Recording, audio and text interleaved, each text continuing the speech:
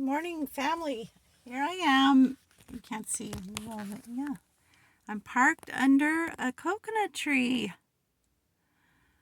waiting for Grandpa, Dad, my husband. They went to visit someone who's ill, and I didn't want to take a chance. So today's Easter Sunday, and I wanted to say, I want to share a memory from my growing up years and Easter. My mother would, probably from the time I was about 10 or 11 on, she would scout around and find a place where usually it was a hill that we could drive up on this hill, and she would figure out when the sun would rise, and we would get in the car early Sunday morning, Easter Sunday, still in our pajamas, my siblings and I and my parents, and we'd get in the car and we would ride to this place that my mom had scouted out, and we would watch the sunrise. And we would listen to the Easter story. My mom would tell it, but then it seems like the next year or two, she'd give us each a part. We had to study out a certain part of the last week of Christ and share it when we had our sunrise service. And it was very special for me. I remember feeling the understanding of our Savior's atonement and the events of his last week in his mortal ministry a lot more than any other way. I don't remember sacrament meetings or Sunday school lessons or things about Easter as much as I remember that family memory, going with all my siblings and my parents in our car and watching the sunrise and hearing each of my siblings talk about their section of the story. It was a very reverent experience for me, and I loved it. Then when I got married, I wanted to keep that tradition going for my children, but I didn't. I think I talked myself out of it because we lived in places where there were lots of mountains, and you didn't see the sunrise the same way as you did in California where I grew up. Because the sky, with the mountains, the sky gets light long before you see the sun actually rise up.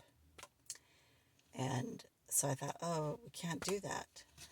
But we still could have done it. We still could have done it even with the sky getting light. We could still see some of the colors coming in the sky. We could still see how the sky would get light. Also, I think maybe one of the reasons I didn't keep that tradition going is because it's cold where we've lived when it's Easter. Usually you still have snow, and it's not as conducive to getting up for sunrise to watch it when it's snowing. Like right now in Star Valley, I think they still have 4 feet of snow on the ground, in the yard. So that's another reason maybe. But that feeling of trying to have a special Easter service as a family is something I want to start doing again when we get home from our mission.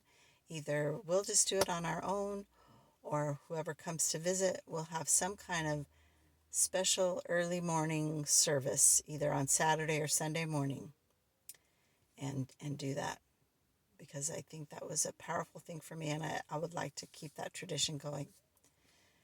Then when we came home from our Easter sunrise service, my family and I, we would get ready for church and go to church. Then after church, we would come home and do our Easter egg hunt. We would do that on Sunday. I like how in my married years, Grandpa and I, Dad and I, we would have our Easter egg hunt on Saturday. So have the kind of the fun stuff on Saturday, and then the more worshipful stuff on Sunday. The yard where I grew up we had lots of roses and flowering trees and bulbs of flowers.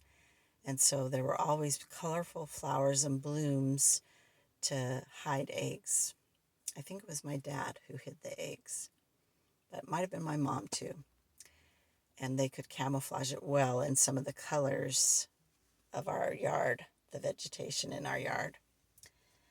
And that was a good memory too. We also had baskets, kind of like a Christmas stocking. I had my own basket that was mine, and somewhere in the house my basket was hidden. So I had to look around to find my basket. And sometimes I would look around and find one of my brother's or sister's baskets. It wasn't my basket, so I just have to leave it. Find my basket somewhere around the house, and then inside my basket was Easter candy.